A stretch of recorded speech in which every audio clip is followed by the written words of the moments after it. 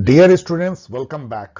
यदि आप third semester BA honours के स्टूडेंट हैं तो आपको बधाई, क्योंकि आपके लिए ये है वीडियो लेक्चर जो आपके लाइफ को करेगा आसान एग्जामिनेशन के टाइम में। One of the most popular series जो इस चैनल के शुरुआत से स्टूडेंट लाइक करते हैं सेमेस्टर एग्जाम के लिए, टर्म एंड एग्जाम के लिए और किसी भी अन्य यूनिवर्सिटी में बीए ऑनर्स के जो बीच में एग्जाम होते हैं साल के अंत में, उसके लिए इसका नया 2022 एडिशन जिसमें हम एनालाइज कर रहे हैं पब्लिक एडमिनिस्ट्रेशन, जो थर्ड सेमेस्टर का पॉलिटिकल साइंस का एक कोर पेपर है, one of the 3 core paper. उसमें एनालाइज करेंगे 21, 20 और 19 के पेपर जो मैंने लिए हैं डीयू, लेकिन हर यूनिवर्सिटी में लगभग उस जैसे होते हैं। सो चलिए शुरुआत करते हैं 3 year paper analysis, explanation and little bit of guess. For change मैं सिलेबस को इस बार पूरा पढ़ नहीं रहा हूं, क्योंकि इसमें काफी टाइम चला जाता है और वीडियो अननेसेसरी लंबा होता है। कई लोग इसको जो है पसंद नहीं भी करते होंगे। मैं एक कोशिश करता हूं ओवरव्यू देने की। चलिए इस वीडियो में छोड़ देते हैं, देखते हैं कैसा होता है। केवल यदि टॉपिक देखें तो public administration as a discipline आपको पढ़नी है, जिसमें मीनिंग, डायमेंशन, स्कोप, सिग्निफिकेंस, उसका कैसे इवोल्यूशन हुआ है एज ए सब्जेक्ट 100 साल में। जन थियोरेटिकल पर्सपेक्टिव में आपको 3 पढ़ने हैं, टेलर का साइंटिफिक मैनेजमेंट, गुलिक उर्विक की जो पोस्ट कॉर्ब है और फयोल का जो 14 पॉइंट प्रिंसिपल है और मैक्स वेबर की आइडियल टाइप ब्यूरोक्रेसी या ब्यूरोक्रेटिक थ्योरी। उसके आगे यदि हम बढ़े तो नियो क्लासिकल, मतलब ये तो क्लासिकल थी, उसके आगे हम नियो क्लासिकल में आए तो इल्टन मायो का ह्यूमन रिलेशन थ्योरी और हर्बर्ट साइमन का rational choice decision making theory. फिर कंटेम्प्रेरी थ्योरी जो ये कहते हैं पब्लिक एडमिनिस्ट्रेशन के, उसमें फ्रेडरिक्स का इकोलॉजिकल अप्रोच और पीटर ड्रकर की इनोवेशन एंटरप्रेन्योरशिप पढ़नी है। देन पब्लिक पॉलिसी दो बार आपको पढ़नी है, एक थर्ड सेमेस्टर में, एक फोर्थ सेमेस्टर में। यहाँ पे आपको क्या है पब्लिक पॉलिसी, उसके प्रोसेसेस, उसके डिफरेंट मॉडल्स, उसके टाइप्स और उसके जो डिफरेंट फेजेज है, लाइक इंप्लीमेंट कैसे होती है, एवेल्युएट कैसे होती है और उसका क्या सिग्निफिकेंस है, ये जानना है, जो सबसे इंपॉर्टेंट है पॉलिटिक्स में, public policy. And then major approaches in public administration क्या है, जैसे कि न्यू पब्लिक एनपीए है, न्यू पब्लिक मैनेजमेंट एनपीएम है, न्यू पब्लिक सर्विस अप्रोच है, गुड गवर्नेंस है, फेमिनिस्ट पर्सपेक्टिव है। इससे पहले कि क्वेश्चन आंसर का करें दौर शुरू, सेमेस्टर एग्जाम की तैयारी कैसे करें, वो एक थोड़ी सी सलाह में मेरी तरफ से। यदि आपके पास समय हो, मतलब 1 महीने पहले तक आप सेमेस्टर एग्जाम के, आप जरूर जो रीडिंग्स हैं, जो जिसको आप कहते हैं कि उसको पढ़ के मैंने ये सेमेस्टर को समझा है, उसको जरूर करें। और वो दिल्ली यूनिवर्सिटी की वन ऑफ द बेस्ट है। मैंने और भी यूनिवर्सिटीज की देखी है, लेकिन डीयू की बहुत ही अच्छी रीडिंग लिस्ट बनाई गई है। वो कहाँ मिलती है? वो आपको सिलेबस के नीचे में, जैसे आपको पब्लिक एडमिनिस्ट्रेशन, तो उसके नीचे में सारी रीडिंग लिस्ट मिलेगी। कहां से आप ले सकते हैं? नेट पे 80% फ्री अवेलेबल है, कॉपी पेस्ट कीजिए या टाइप कीजिए। और यदि आपको पूरा पूरा फोटो कॉपी चाहिए तो हिंदू कॉलेज के सामने जो फोटो कॉपी वाले होते हैं वो आपको बहुत बड़ी सर्विस देते हैं। कुछ 100 रुपए में जो है 500 1000 रुपए में आपको वो सारे वैल्यूएबल जो स्टडी मटेरियल उसकी फोटो कॉपी दे देते हैं। उसको जरूर पढ़िए 1 महीने पहले तक, लेकिन 1 महीने एग्जाम बचे हैं मत पढ़िए, वो टाइम फिर आपके पास नहीं है। तब आप क्या कीजिए, पॉल साइंस हेल्प वीडियोज जो हैं, जो बहुत सारे मटेरियल उन मटेरियल पे भी बेस्ड है और मेरी अपनी भी उसमें एक अंडरस्टैंडिंग है, उसको 5-6 बार देखिए। पहली बार नॉर्मल स्पीड पे, दूसरी बार 1.25 और इस तरह आगे बढ़ा बढ़ा करके देखिए। लास्ट टाइम आप उसको डबल स्पीड पे देखिए। देन जो है ये जो एग्जाम गाइड मैंने आपके लिए लिखी है, वो मोस्ट वैल्यूएबल रिसोर्स है एट नॉमिनल कॉस्ट, जो है वो इस साइट पे अवेलेबल है, वहां से डाउनलोड कीजिए। उसको 5-6 बार देखिए। उसमें खास करके उसकी ब्यूटी जो है, क्वेश्चन आंसर तो है ही लंबे लंबे पूरे फुल आंसर, उसमें की थीम्स जो है उसमें मैंने खासा मेहनत किया है। उसमें जितने ऑब्जेक्टिव टाइप क्वेश्चन बन सकते हैं अभी भी और अगले आपके कॉम्पिटिटिव एग्जाम में, यूजीसी नेट में, उन सब में, उसको भी मैंने उसमें डालने की कोशिश की है। तो जिस भी यूनिवर्सिटी में एमसीक्यू टाइप क्वेश्चन या शॉर्ट आंसर पूछे जाते हैं, वहां पे वो आपको बहुत इंपॉर्टेंट रोल अदा करेगा। की थीम्स उसको गौर से पढ़िए, कई बार पढ़िए और इंटेलिजेंटली आप गेस कर सकते हैं 3 साल 4 साल के पेपर को देख के, जो मैंने यहां करने की कोशिश की है। लेकिन उस पर बहुत ज्यादा भरोसा मत कीजिए। राइटिंग जो है वो स्ट्रेटेजिकली कीजिए, स्मार्ट लिखिए। आपको यहां याद होना चाहिए कि जो एग्जामिनर है वो पूरा लाइन बाय लाइन नहीं पढ़ पाता है, वो न्यूज़पेपर की तरह ब्राउज करता है। तो जैसे न्यूज़पेपर में आर्टिकल सजे रहते हैं, मोटी मोटी बातें अंडरलाइन रहती हैं, हाईलाइटेड रहते हैं, बॉक्स में रहते हैं, जिससे कि उनका ध्यान आकर्षित हो। स्टैंडर्ड सेंटेंस लिखे, स्टैंडर्ड फ्रेजेस लिखे, स्टैंडर्ड वे में आंसर लिखिए, पैराग्राफ में लिखिए, पैराग्राफ के बीच में डिस्टेंस छोड़िए, नीट लिखे, साफ लिखे, आपको ज्यादा नंबर आएंगे। सेम बातें लिखने पे भी 2 स्टूडेंट को अधिक कम या ज्यादा आ सकता है उसके किस तरह से वो प्रेजेंट उसको करता है। और फिर से मैं एक बार बोल रहा हूं, यदि गाइड आपने अभी तक डाउनलोड नहीं किया तो अपने साथ आप एक अन्याय कर रहे हैं, इसको यहां इस साइट से डाउनलोड कर लीजिए। अब आइए 3 साल के चैप्टर वाइज जो है पेपर एनालाइज करते हैं, 21, 20 और 19 के पेपर को। फर्स्ट जो है, जो कि बेस है, पब्लिक एडमिनिस्ट्रेशन क्या है, उसका meaning, nature, scope, dimension, significance, evolution as a subject matter कैसे हुआ है। तो 2021 में क्वेश्चन है, discuss the meaning and scope of public administration. Public administration आपको पता है कि executive arm of the government है। गवर्नमेंट जो है खुद ही जो है एग्जीक्यूटिव पार्ट है स्टेट का, उसके अलावा लेजिस्लेचर होते हैं जो अपने यहाँ जैसे संसद कहलाते हैं, और जुडिशरी होती है। ये 3 जो है स्टेट के ऑर्गन होते हैं। उसमें जो एग्जीक्यूटिव है, उसका जो एक्चुअल जो एग्जीक्यूटिव है वो पब्लिक एडमिनिस्ट्रेशन है, जो कॉर्प्स ऑफ ऑफिशियल जो गवर्नमेंट के बिहाफ में एक्शन करते हैं, जो पब्लिक पॉलिसी को इंप्लीमेंट करते हैं। अब तो पब्लिक पॉलिसी बनाने में भी हेल्प करते हैं। वो वेलफेयर एडमिनिस्ट्रेशन चलाते हैं, डेवलपमेंट एडमिनिस्ट्रेशन चलाते हैं, लॉ एंड ऑर्डर मेंटेन करते हैं। जिसको आप सरकार कहते हैं उसको करने का जो काम है वो पब्लिक एडमिनिस्ट्रेशन करती है। तो उसका जो स्कोप है आप समझ सकते हैं, वो तो इंटरनेशनल, अभी जैसे क्लाइमेट टॉक जो हो रहे हैं शर्म अल शेख में, उसको निगोशिएट करने से लेके G20 की बैठक में शेरपा बनना और उसको करने से लेकर के पब्लिक पॉलिसी को इंप्लीमेंट करने से लेके चुनाव कराने से लेकर के पब्लिक ऑर्डर मेंटेन करना, law and order, revenue collection, tax collection, welfare administration चलाना, मान लीजिए फ्री राशन है तो उसको कैसे इंप्लीमेंट करना है, आधार कैसे, सभी चीजें इसके स्कोप में, मतलब each and every part of life जो है वो पब्लिक एडमिनिस्ट्रेशन के जद में आती है। 2020 में क्वेश्चन है, what is public administration, same difference between public and private. इसको पब्लिक एडमिनिस्ट्रेशन इसलिए कहते हैं कि इसमें पब्लिकनेस है, पब्लिक स्पिरिटेडनेस है। ये पब्लिक के बिहाफ में शासन है, ये पब्लिक के ऊपर शासन नहीं है। प्राइवेट एडमिनिस्ट्रेशन से ये कई मायने में अलग है। इसको, ये बहुत ही run of the mill question, इसलिए चलिए इसको डिस्कस नहीं करते हैं। आप मेरे एग्जाम गाइड में इसका फुल आंसर देख सकते हैं। Define public administration, discuss the nature, scope, तो ये तो घिसा पिटा सेम क्वेश्चन है। 2019 में क्वेश्चन है, discuss meaning and scope, same question, meaning and scope of public administration. 2018 में define public administration, same question, discuss briefly the evolution of the discipline in modern time. ये एक नया क्वेश्चन है कि करीब 125 सालों में कैसे पब्लिक एडमिनिस्ट्रेशन या डिफरेंट डिफरेंट फेजेस से गुजरा। आपको पता है डाइकोटमी फेज है, फिर यूनिवर्सल साइंटिफिक थ्योरी फेज है, फिर चैलेंज फेज है, फिर एक अनईजी रिलेशनशिप वाला फेज आता है with political science and management, और फिर पब्लिक पॉलिसी फोकस जो अप्रोच जो है जिसको कंटेम्प्रेरी फेज बोलते हैं वो आता है। तो वो आपको बताना है इसमें। यहां पे आप ऑफ बीट क्वेश्चन के लिए भी तैयार रहिए, like significance and dimension of public administration in the globalisation era and how its nature and scope has undergone changes in globalise. देखिए, ग्लोबलाइजेशन ने पब्लिक एडमिनिस्ट्रेशन के नेचर को बहुत बदल दिया है। जैसा मैंने भी आपको बताया कि पब्लिक एडमिनिस्ट्रेशन आप किसी नेशन स्टेट के अंदर में जो चीजें हैं उस पे ही केवल नहीं रह गया है लिमिटेड। अभी क्लाइमेट टॉक से लेके G20 से लेके इंटरनेशनल रिलेशन में, यूनाइटेड नेशन में कैसे रखनी है, तो MNC TNC को कैसे हैंडल करना है, इंटरनेशनल फाइनेंशियल जो मार्केट है, कमोडिटी मार्केट है, food and energy security India की कैसे बनाए रखनी है, इंडिया का सॉफ्ट पावर को कैसे बढ़ाना है। तो इसका दायरा बहुत बड़ा हो गया है। डेवलपमेंट एडमिनिस्ट्रेशन, प्रोजेक्ट करना, वेलफेयर एडमिनिस्ट्रेशन एक अलग पूरा एक हो गया है। तो पहले जो ट्रेडिशनल जो इसका स्कोप था उससे बहुत बढ़ गया। लॉ एंड ऑर्डर, रेवेन्यू और सिंपल जो डे टू डे सरकार का काम करने से इसका दायरा बहुत बहुत बहुत बड़ा हो गया है। अब तो ये प्राइवेट एडमिनिस्ट्रेशन के साथ मिलकर के वो सारे काम करता है जो एक समय प्राइवेट एडमिनिस्ट्रेशन भी करते, PPP रोल में, पब्लिक प्राइवेट पार्टनरशिप में। Classical theories of public administration यदि देखें तो टेलर, वेबर, गुली, कुर्बी, जैसा मैंने आपको बताया। 2021 में कोई क्वेश्चन नहीं है। 2020 में था, right an essay on max weber theory of ideal type bureaucracy, एकदम घिसा पिटा क्वेश्चन है। 2019 में सेम क्वेश्चन है कि वेबरियन मॉडल ऑफ ब्यूरोक्रेसी, एक ही बात है, चाहे आपको आइडियल टाइप ब्यूरोक्रेसी हो, ब्यूरोक्रेटिक थ्योरी हो या मॉडल ऑफ ब्यूरोक्रेसी हो।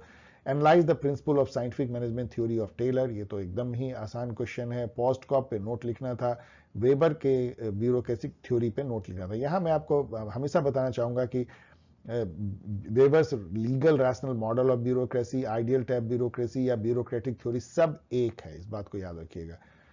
तो इस बार हो सकता है आपको कि टेलर का साइंटिफिक मैनेजमेंट थ्योरी पूछ दे, जो कई सालों से नहीं पूछा गया है। नियो क्लासिकल थ्योरी, जिसमें कि मायो और साइमन है, उसमें देखिए क्वेश्चन कैसा नजर आता है 2021 में, critically examine Herbert Simon's rational decision making theory. जब भी क्रिटिकल एग्जामिनेशन का मतलब ये होता है सिंपल वे में कि आप पहले बताइए कि रैशनल डिसीजन मेकिंग थ्योरी क्या है और फिर उसका थोड़ा सा क्रिटिकली एनालाइज कीजिए। क्रिटिकली मतलब कि आप उसके माइनसेस को भी हाईलाइट कीजिए। जैसे इसमें बहुत सारे माइनसेस हैं कि रैशनल कुछ होता नहीं। अब तो मतलब ये माना जाता है कि ह्यूमन इनहेरेंटली इरैशनल है, मतलब हम लोग ऐसे ही इरैशनल, हम लोग डिसीजन इमोशनल बेसिस पे लेते हैं, इरैशनल वे में लेते हैं और बाद में जो है रीजन तर्क से हम उसको रैशनल बनाने की कोशिश करते हैं। तो कंप्रीहेंसिव रैशनलिटी होती नहीं है क्योंकि उतना हमारे पास समय नहीं होता, एनर्जी नहीं होता, इंफॉर्मेशन प्रोसेसिंग कैपेबिलिटी नहीं होती है। तो साइमन खुद ही मानते हैं कि बाउंडेड रैशनलिटी होती है, लेकिन अब तो लोग कहते हैं इवन बाउंडेड रैशनलिटी भी जो है एक आइडियल टाइप सिचुएशन है। इसके अलावा कई अन्य जो है आप क्रिटिकली उसको एनालाइज कर सकते हैं। क्रिटिकल का मतलब केवल ये नहीं होता है कि आप बुराई कीजिए, आप उसकी बड़ाई बुराई दोनों कीजिए, और मैंने अपने एग्जाम गाइड में इसको टैकल किया है, आप देख सकते हैं।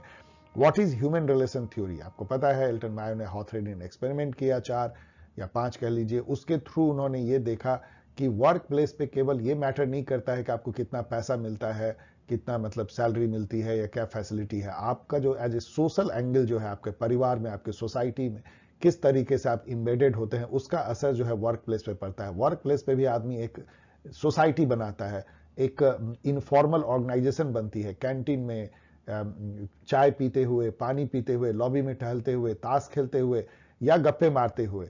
तो उन सब में जो है एक ग्रुप डायनेमिक्स बनता है और वो ऑर्गेनाइजेशन को कैसे अफेक्ट करता है, जहां आदमी एक सोशल मैन की तरह बिहेव करता है, नॉट ए इकोनॉमिक मैन। ये उन्होंने ह्यूमन रिलेशन थ्योरी दिया और ये एक इंप्रूवमेंट था साइंटिफिक मैनेजमेंट थ्योरी पे, क्योंकि साइंटिफिक मैनेजमेंट थ्योरी जो है व्यक्ति का जो सेल्फ इंटरेस्टेड, रैशनल और इकोनॉमिक पार्ट होता है उसको उभारता है और ये सोशल पार्ट को उभारता है। ये दोनों को यदि आप प्लस कर देंगे तो काफी अच्छा जो है कंबाइंड ह्यूमन की ऑर्गेनाइजेशन में समझने में आसानी मिलती है। तो इसलिए एक इंप्रूवमेंट था। इस क्वेश्चन को आप देख सकते हैं गाइड में मैंने कैसे टैकल किया है। 2020 में क्वेश्चन है discuss the significance of Hawthornian experiment. अभी हम लोग डिस्कस कर रहे थे हॉथरोनियन एक्सपेरिमेंट ही वो प्लेटफॉर्म था जहां से कि एल्टन मायो ने अपनी थ्योरी को निकाला। वैसे बड़ा इंटरेस्टिंग है कि वो ऑलमोस्ट ऑल एक्सपेरिमेंट फेल हो गए थे, लेकिन उस फेल्ड एक्सपेरिमेंट से भी इन्होंने ह्यूमन रिलेशन थ्योरी निकाला। दूसरा है कि इस एक्सपेरिमेंट को जो है वो करने का डिसीजन लिया गया था कि साइंटिफिक मैनेजमेंट थ्योरी के बारे में और कैसे इंप्रूवमेंट लाए, और इसने एक दूसरे थ्योरी को निकाल दिया। थर्ड इसकी बहुत अजीब सी फीचर है कि इसका सारा एक्सपेरिमेंट एल्टन मायो ने नहीं किया था, वो दूर दूर से देखते थे, उनकी टीम ने किया था, लेकिन जब वो डेटा उन्हें दिया गया फेल्ड एक्सपेरिमेंट का तो उन्होंने कुछ अजीब सी बातें उससे निकाली। Examine Herbert Simon's rational decision making theory, ये तो वही क्वेश्चन है घिसा पिटा। तो सेम क्वेश्चन है, यहां भी सेम क्वेश्चन है हर्बर्ट साइमन का रैशनल डिसीजन मेकिंग थ्योरी। तो यहां आप देख सकते हैं मैंने जो थोड़ा गेस करने की कोशिश की, analyse Elton Mayo's human relation theory highlighting the limitations of Hawthornian experiment. यही मैं आपको अभी समझाने की कोशिश कर रहा था कि कैसे वो एक तरह से फेल्ड एक्सपेरिमेंट थी, लेकिन उससे भी उन्होंने बहुत कुछ निकाला और बहुत कुछ पब्लिक एडमिनिस्ट्रेशन को दिया, एक नया approach, human relation approach. Then discuss new concept of bounded rationality and satisficing given by Simon as part of his decision making theory। तो ये उसी का एक थोड़ा घुमा हुआ क्वेश्चन है, आपको बेसिकली उसके रैशनल डिसीजन मेकिंग थ्योरी को एक्सप्लेन करना है। कंपैरेटिव थ्योरी जो है रिग्स ड्रकर, ये बहुत फेवर में है नहीं, ना तो 20 में क्वेश्चन था ना 21 में। हो सकता है इस बार रिग्स पे क्वेश्चन हो, यदि रिग्स पे होगा तो इसी टाइप का क्वेश्चन आता है। Riggs ecological approach has made substantial contribution to the understanding of the public administration specially in developing country. तो डेवलपिंग कंट्री में पब्लिक एडमिनिस्ट्रेशन का नेचर कैसा है, कैसे वो वेस्टर्न कंट्री से अलग है, ये इकोलॉजिकल अप्रोच जो है बताता है। वो पूछा जा सकता है critically examine Peter Drucker's theory of management by objective. ये सिलेबस में है नहीं, आउट ऑफ सिलेबस क्वेश्चन था, लेकिन फिर भी मैंने अपने एग्जाम गाइड में दे दिया कि कहीं इसको पूछ दिया जाए। 2018 में क्वेश्चन है critically examine the contribution of Fred Riggs ecological model to public administration. हमेशा याद रखिए कि डेवलपिंग नेशन के में इन्होंने फील्ड स्टडी किया था, थाईलैंड में, फिलीपींस में, इंडिया की स्टडी की थी, और उसके बेसिस पे प्रिज्मेटिक सोसाइटी जो वो डेवलपिंग नेशन के सोसाइटी को कहते हैं, उसके पब्लिक एडमिनिस्ट्रेशन को समझने की कोशिश थी, उसी के सोशियो कल्चरल कॉन्टेक्स्ट में, नहीं कि वेस्टर्न पर्सपेक्टिव से। ये रिग्स की खासियत थी। मुझे लगता है कि इस बार शायद इस टाइप पूछ दे, Riggs ecological approach to public administration for developing country, ऐसा पूछ सकते हैं। पब्लिक पॉलिसी जो सबसे इंपॉर्टेंट है आपको समझना, आगे आप एमए इन पब्लिक पॉलिसी कर भी सकते हैं, पब्लिक पॉलिसी ऑर्गेनाइजेशन में काम कर सकते हैं, नीति आयोग जैसे कई ऑर्गेनाइजेशन है, नेशनल इंटरनेशनल। पहला क्वेश्चन है define public policy. Public policy है क्या? पब्लिक पॉलिसी देखिए एक सेट ऑफ एक्शंस हैं जो दिशा निर्देश तय करते हैं कि सरकार एक पर्टिकुलर प्रॉब्लम को सॉल्व करने के लिए क्या करेगी, उस पे जो निर्णय है, डिसीजन है, वो पब्लिक पॉलिसी है। So it's a collective decision for solving a collective problem या पब्लिक प्रॉब्लम। जैसे फॉर एग्जांपल फार्मर के बहुत ज्यादा सुसाइड हो रहे हैं, यदि ये बहुत बड़ी प्रॉब्लम बन जाए, यदि सरकार इस पे लाती है कि किसानों को जो है हर महीने हम एक पर्टिकुलर रुपया उसके अकाउंट में दे देंगे गरीब किसान को, ये एक पब्लिक पॉलिसी बनाती है। या ये बनाती है कि किसान को इतने से ऊपर का ऋण माफ कर देंगे, या उसके प्रोडक्ट को एक कम मतलब एक मिनिमम सपोर्ट प्राइस दे करके हम सरकार खरीदेगी। तो इस टाइप की जो पॉलिसीज हैं, ये डिसीजन है उस प्रॉब्लम को निपटने के लिए जो सुसाइड से रिलेटेड है। So this is defined definition of public policy. Discuss the implementation of the policy process. देखिए पब्लिक पॉलिसी बनाना एक इंपॉर्टेंट प्रोसेस है, फिर उसको इंप्लीमेंट करना, फिर इवेलुएट करना, कोर्स करेक्शन करना और फिर बनाना। तो ये जो साइकिल चलती है इसमें 6 स्टेप हैं, इसको पॉलिसी प्रोसेस कहते हैं। उसमें से इंप्लीमेंटेशन फेज के बारे में यहां पूछा जा रहा है। इस क्वेश्चन को इस बार मैंने पूरी तरीके से गाइड में लिख दिया है न्यू एडिशन में। 2020 में क्वेश्चन था define public policy same, examine the formulation. अब यहां बनाने की बात हो रही है, और इंप्लीमेंटेशन जो यहां पूछा गया है process of the public policy. तो जो 6 प्रोसेस हैं कि पहले हम प्रॉब्लम को आइडेंटिफाई करते हैं, फार्मर किसान का, मान लीजिए किसान का आत्महत्या एक प्रॉब्लम है जो कि एजेंडा में, फिर सेकंड स्टेज में एजेंडा में ऊपर आता है, सरकार सोचती है इस पर डिसीजन लेना पड़ेगा, फिर जो है उसके सॉल्यूशन मल्टीपल जो है अल्टरनेटिव ढूंढे जाते हैं और उसमें से एक चुन लिया जाता है, उसको पब्लिक पॉलिसी कहते हैं। फोर्थ स्टेज में उस पॉलिसी को अडॉप्ट किया जाता है, डिक्लेयर किया जाता है कि this is the solution to this problem of किसान आत्महत्या, और फिर उसको इंप्लीमेंट किया जाता है। इंप्लीमेंटेशन के बाद इवेलुएट किया जाता है और फिर फीडबैक लेकर के फिर से ये साइकिल चलती है। ये 6 स्टेज जो होते हैं इसको पॉलिसी प्रोसेसेस कहते हैं। उसमें आपको फॉर्मुलेशन, इंप्लीमेंटेशन के बारे में इस क्वेश्चन में पूछा है और इस क्वेश्चन में इंप्लीमेंटेशन के बारे में पूछा है। इंप्लीमेंटेशन वो स्टेज है जहां पब्लिक एडमिनिस्ट्रेशन का रोल 100% है, जबकि फॉर्मुलेशन में पॉलिसी एक्सपर्ट्स भी आते हैं, पॉलिसी कम्युनिटी आते हैं, पॉलिटिकल लीडरशिप आती है और पब्लिक एडमिनिस्ट्रेटर भी आते हैं। लेकिन इंप्लीमेंटेशन वो फेज है पब्लिक पॉलिसी का जहां 100% वो हाथ में होता है पब्लिक एडमिनिस्ट्रेशन के। व्हाट इज पब्लिक पॉलिसी 3 बार लगातार पूछा गया। Discuss the significance of public policy. सब कुछ पब्लिक पॉलिसी है, इसी के थ्रू समाज के प्रॉब्लम को दूर किया जाता है। इसी को बनाने के लिए पॉलिटिकल पार्टी सत्ता में आना चाहते हैं कि अपने आइडियोलॉजी के अनुसार हम पब्लिक पॉलिसी बनाएंगे। अच्छे पब्लिक पॉलिसी और अच्छे इंप्लीमेंटेशन से कोई भी कंट्री जो चमत्कार कर सकता है। Briefly discuss various models of public policy. Public policy model की जब हम बात करते हैं तो 2 चीज समझिए। पब्लिक पॉलिसी तो जिनको बनाना है, जिनको इंप्लीमेंट करना है, वो बना रहे हैं, इंप्लीमेंट कर रहे हैं। जब आप उसको स्टडी करते हैं तो आप किस चश्मे से स्टडी करते हैं, उसको पब्लिक पॉलिसी का मॉडल कहते हैं। यदि आप उसको सिस्टम अप्रोच से देखेंगे तो कुछ अलग दिखेगा, यदि रैशनल चॉइस अप्रोच से देखेंगे तो कुछ अलग दिखेगा, इंक्रीमेंटलिज्म से देखेंगे तो कुछ अलग दिखेगा, गेम थ्योरी अप्रोच से देखेंगे अलग दिखेगा। एक तो हुआ कि आप किस चश्मे से देखते हैं। दूसरा होता है कि पब्लिक पॉलिसी बनाने वाले जो होते हैं वो खुद जो पॉलिसी एक्सपर्ट होते हैं, यदि वो चश्मा लगा लें तो वो उस थ्योरी को यूज करके पब्लिक पॉलिसी बना सकते हैं, वो भी मॉडल का यूज होता है। तो जो मैंने नाम लिए हैं उस टाइप के मॉडल आपको उसमें पढ़ने हैं, और ये बहुत ही रन ऑफ द मिल घिसा पिटा क्वेश्चन है जो मैंने अपने एग्जाम गाइड में भी डील किया है। Discuss the concept and process of public policy. Concept वही हो गया क्या है पब्लिक पॉलिसी, और प्रोसेस वही जो 6 प्रोसेस बताया। तो बहुत आसान क्वेश्चन है। तो इसका फोकस थीम क्या है कि पॉलिसी क्या है, उसका डेफिनेशन क्या है, जो 6 स्टेज है वो क्या है, मॉडल्स क्या है, सिग्निफिकेंस क्या है, that's all.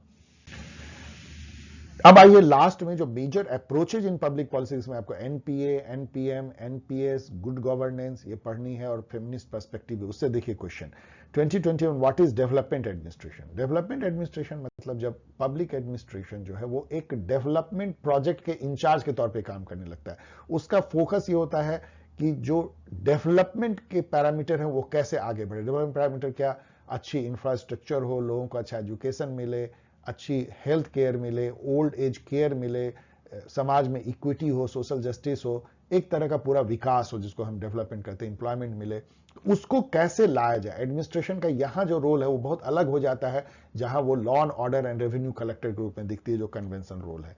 So discuss the element of development administration. तो आप इसको मैंने डील किया है, अपने एग्जाम गाइड में आप पढ़ सकते हैं। क्या है न्यू पब्लिक मैनेजमेंट, ये कैसे एनपीए न्यू पब्लिक एडमिनिस्ट्रेशन से अलग है, इसका क्या इंपैक्ट हुआ एडमिनिस्ट्रेशन पे, ये सब बहुत ही यूजुअल, रूटीन, रिपीटेड क्वेश्चन है। 2020 में examine the feminist perspective on public administration. देखिए फेमिनिस्ट पर्सपेक्टिव आपको इंटरनेशनल रिलेशन में भी जानना है, आपको पब्लिक एडमिनिस्ट्रेशन में भी जाना है, हर जो फील्ड है हमारे नॉलेज का उसमें feminist perspective is very important. तो पब्लिक एडमिनिस्ट्रेशन में भी इंपॉर्टेंट है, इसको मैंने डील किया एग्जाम गाइड में। What is development administration, same question. Discuss the main feature of new public administration, यहां आपको एनपीए पूछा है, यहां आपको एनपीएम पूछा है, कहीं कहीं पे गुड गवर्नेंस भी पूछा है, एनपीएम पूछा है, फेमिनिस्ट पर्सपेक्टिव फिर वही रिपीटेड है, फेमिनिस्ट पर्सपेक्टिव रिपीटेड है, न्यू पब्लिक मैनेजमेंट रिपीटेड है। तो यहां मैं कहूंगा कोई चीज को छोड़िए मत, एनपीए, एनपीएम, एनपीएस को चाहे तो आप छोड़ सकते हैं, गुड गवर्नेंस जरूर पढ़ लीजिए, वो ज्यादा फ्लेवर में है। गुड गवर्नेंस इस बार आपको पूछ सकता है क्योंकि वो कंटेम्प्रेरी थीम है, फेमिनिस्ट पर्सपेक्टिव भी पूछा जा सकता है।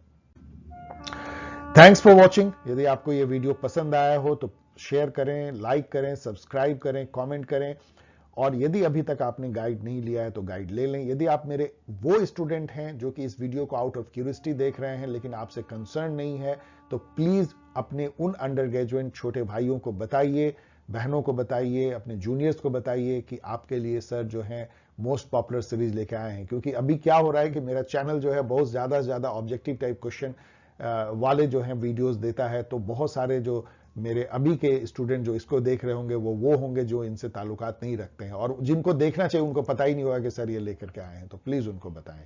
और इस तरीके से आपको पता है कि आप मुझसे जुड़ सकते हैं, सवाल पूछ सकते हैं, तो पूछिए, मैं आपके भरसक जवाब देने की कोशिश करता हूं। बाय, मिलेंगे बहुत जल्द एक और video past 3 year series international relation का लेके, तब तक के लिए विदा।